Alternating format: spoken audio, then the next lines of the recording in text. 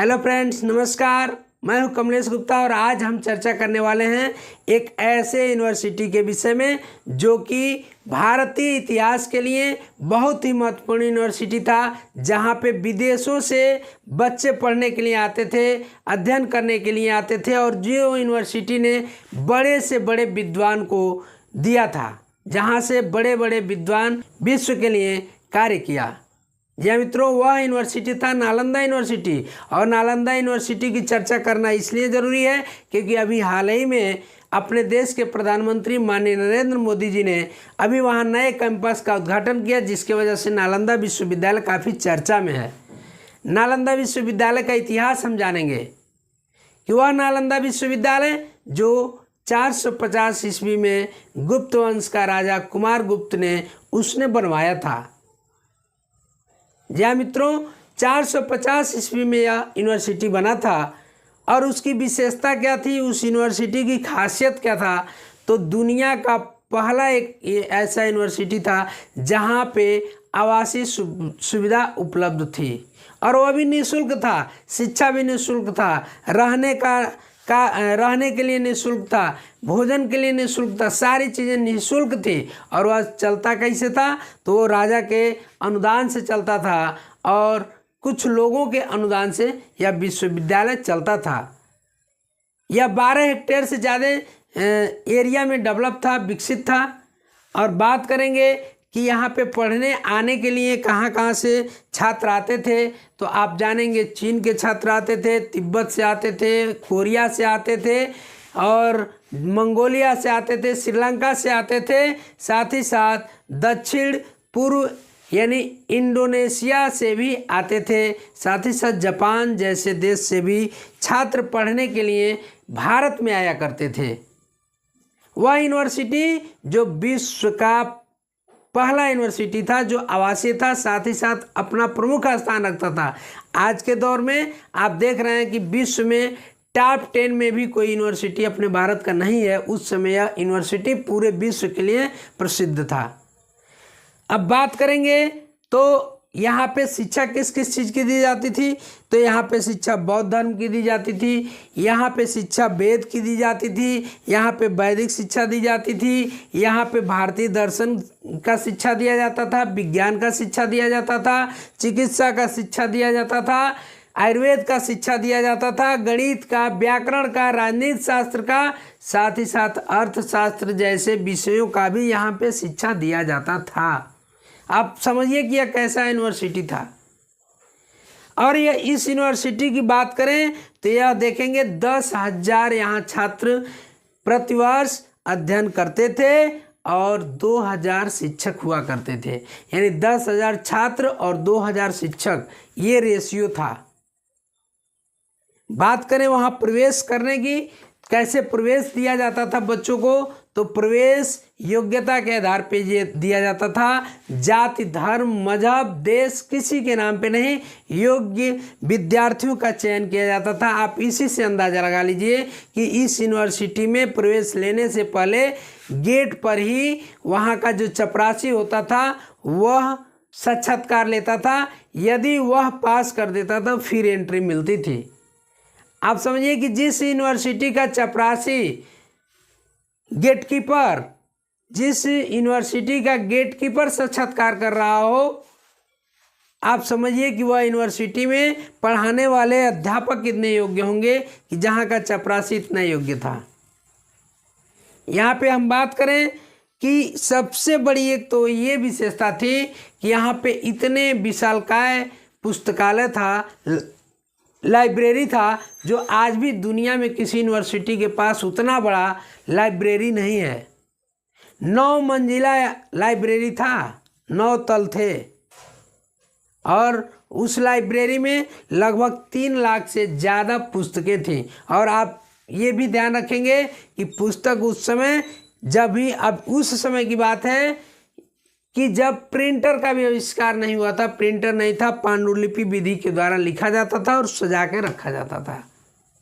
हर विषय का पुस्तक था, बहुत से पुस्तक थे, बहुत विशाल यह लाइब्रेरी था। वह लाइब्रेरी 3 खंडों में विभाजित था। रत्न रंजक, रत्नोदधि, रत्न सागर, ये 3 भागों में बटा हुआ था। और बात करें यहाँ पे पढ़ने वाले जो प्रसिद्ध छात्र रहे हैं, जिन्होंने प्रसिद्धि इस विश्व में अपना नाम रोशन किया है, जिन्होंने विश्व के लिए कुछ किया है, उसमें हर्षवर्धन, वसुंधु, धर्मपाल, नागार्जुन और चीन से आने वाला छात्र वेनसांग, जो आर्यभट्ट जैसे लोगों ने इस विद्यालय का संचालन भी कभी किया था। आप जानते हैं कि ये जो भी नाम है ये साधारण नाम नहीं है। प्यारे साथियों, अब इस विश्वविद्यालय पे आफत कब आई, इस विद्यालय को नष्ट कब किया गया, इसमें भी चर्चा करेंगे। प्यारे साथियों, वह 3 बार लगभग नष्ट किया गया था। पहला तो हुणों के द्वारा किया गया, दूसरा गौड़ों के द्वारा किया गया। लेकिन जब ये 2 बार नष्ट करने का प्रयास किया गया, हमला किया गया, तो हर्षवर्धन ने और बृहद बनाने का काम किया था और बना भी।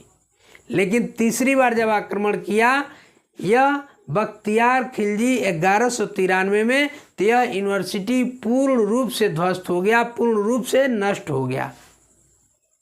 अब बात करेंगे कि बख्तियार खिलजी ने नष्ट क्यों किया यूनिवर्सिटी को। कारण तो होगा कुछ भाई, ये और लोग तो जो है अपना धन संपत्ति लूटने के लिए करते। यहाँ क्या था, यहाँ तो पुस्तकें थी, लेकिन फिर भी बख्तियार खिलजी खान ने इसको नष्ट कर दिया। क्यों किया, तो एक बातें आती हैं कि बख्तियार खिलजी एक बार बीमार पड़ा था और बीमार पड़ने के कारण बहुत से दवा कराया, बहुत से वैद्य हकीमों से उसने दिखाया, लेकिन उसकी बीमारी ठीक नहीं हो रही थी। किसी ने इसको सलाह दिया कि नालंदा यूनिवर्सिटी के आचार्य राहुल श्रीभद्र जी से आप दिखाइए, शायद आप ठीक हो जाएंगे। बख्तियार खिलजी ने इनको अपने दरबार में बुलाया और कहा, अपनी समस्या बताया। आचार्य राहुल श्रीभद्र जी ने इसके नब्ज को टटोला, इसकी बीमारी का चेकअप किया, बीमारी अंततः पकड़ लिए इन्होंने। लेकिन एक अजीब सा शर्त इसने रख दिया बख्तियार खिलजी खान है कि दवा मेरा होगा तो सिर्फ और सिर्फ इस्लामी पद्धति से होगा, हमको अन्य धर्म के हिसाब से दवा नहीं होगा। और यहाँ तक ये भी कह दिया कि मुझे दवा नहीं खाना है। अब आचार्य राहुल श्रीभद्र जी के सामने एक बहुत बड़ी चैलेंज आ गई कि यह व्यक्ति कह रहा है कि दवा नहीं खाना है, हम इसको ठीक कैसे करें। आचार्य राहुल श्रीभद्र जी ने अगले दिन इसको क्या किया, कुरान का एक पुस्तक दिया और कुरान को रोज़ पढ़ने के लिए कहा कि कुछ पन्नों को आपको रोज़ पढ़ना है। यह इसके लिए आसान था क्योंकि यह इस्लाम से संबंधित था और उसको अच्छा लगा भाई पढ़ने से ही, तो वो पढ़ना चालू किया। तो आप जानते हैं कि जब पेज नया होता है हम पढ़ते हैं तो कई बार क्या करते हैं, उसको टच करते हैं, फिर जीभ से अंगुली को लगाते हैं, फिर हटाते हैं। ऐसा ही बार बार करता रहा और उस पन्ने ऐसे करते करते जब कुरान की पुस्तक ख़त्म हुई तब वह पूर्ण रूप से स्वस्थ हो चुका था। जब पूर्ण रूप से वह स्वस्थ हो चुका था तो वह समझ नहीं पाया कि आखिर इसमें क्या ऐसी चीज़ थी कि जिसके कारण मैं इतने जगहों से परेशान था, इतने लोगों ने दवा करके थक गया था, लेकिन यह पढ़ने के बाद से मैं ठीक हो गया। पता किया तो पता लगा कि आचार्य राहुल श्रीभद्र ने दवा का एक लेप उस प्रत्येक पन्ने पे लगाया था और वो प्रत्येक पन्ना पे दवा का लेप होने के कारण जब वो उसको टच करता, जीभ से छूता, तो दवा का अर्घ उसके शरीर में चला जाता और वह पूर्ण रूप से ठीक हो गया। अब देखिए ये सारी चीज़ें हुई, इसको तो उसका और धन्यवाद देना चाहिए, ये बख्तियार खिलजी खां को, और उस यूनिवर्सिटी को बढ़ाने के लिए और अपना धन देना चाहिए। लेकिन इसने क्या किया, उसके बदले में यह सोचा कि यह यूनिवर्सिटी इतना डेवलप है कि यह यूनिवर्सिटी और यहाँ के आचार्य इतने योग्य हैं कि बताइए मुझे दवा भी नहीं लेना पड़ा, मुझे ठीक भी कर दिया। यानी यहाँ का सिस्टम, यहाँ का अध्ययन, यहाँ की पुस्तक, यहाँ के लोग बहुत ही बुद्धिजीवी हैं, बुद्धिमान हैं और पुस्तकों में वो दम है कि यह आने वाले समय में एक दिन पूरे विश्व पे छा जाएंगे और शायद इस्लाम जैसे धर्म का उदय नहीं हो पाएगा। यह सोच इसके मन में पल रहा था। तो फिर इसने क्या किया, इसी सोच को पूरा करने के लिए कि इस्लाम कहीं से खतरे में न पड़ जाए, तो फिर इसने अपने सेना को लिया और सेना लेकर के इस यूनिवर्सिटी पे हमला कर दिया। जब हमला किया तो वहाँ पे बौद्ध भिक्षु थे, खास करके ज़्यादा बौद्ध भिक्षु ही थे, और अन्य जो भी शिक्षक थे, अन्य जो भी यहाँ पे विद्यार्थी थे, सबको इसने मौत के घाट उतारने का काम किया, सबको मार दिया। मारने के बाद से क्या किया कि उस यूनिवर्सिटी को भी सिर्फ मारा ही नहीं, बौद्ध भिक्षुओं को, लोगों को तो मारा ही साथ इस यूनिवर्सिटी के लाइब्रेरी को, जो इतना विशालकाय लाइब्रेरी था, इतनी पुस्तकें थी, उसको भी आग के हवाले कर दिया, आग लगा दिया। प्यारे साथियों, जब आग लगा दिया तो आप इसी से अंदाज़ा लगा लीजिए कि वह लाइब्रेरी लगभग 3 महीने तक जला। और 3 महीने तक जलना लाइब्रेरी में यह साधारण बात नहीं थी। आप इससे अंदाज़ा लगा लीजिए कि वहाँ कितनी पुस्तकें थी कि जलने में इतना समय लगा। प्यारे साथियों, आज भारत सरकार उसी खोई हुई स्वाभिमान को पाने की कोशिश कर रही है और वहाँ पे इस नालंदा यूनिवर्सिटी को पुनर्जीवित करने का काम भी करने जा रही है। तो मैं भारत सरकार को इसके लिए बहुत बहुत धन्यवाद देता हूँ।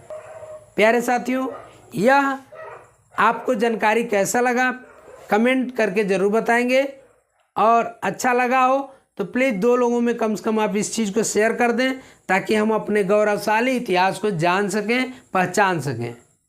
मिलते हैं ऐसे ही वीडियो को लेकर के अगले बार। तब तक के लिए जय हिंद, जय भारत।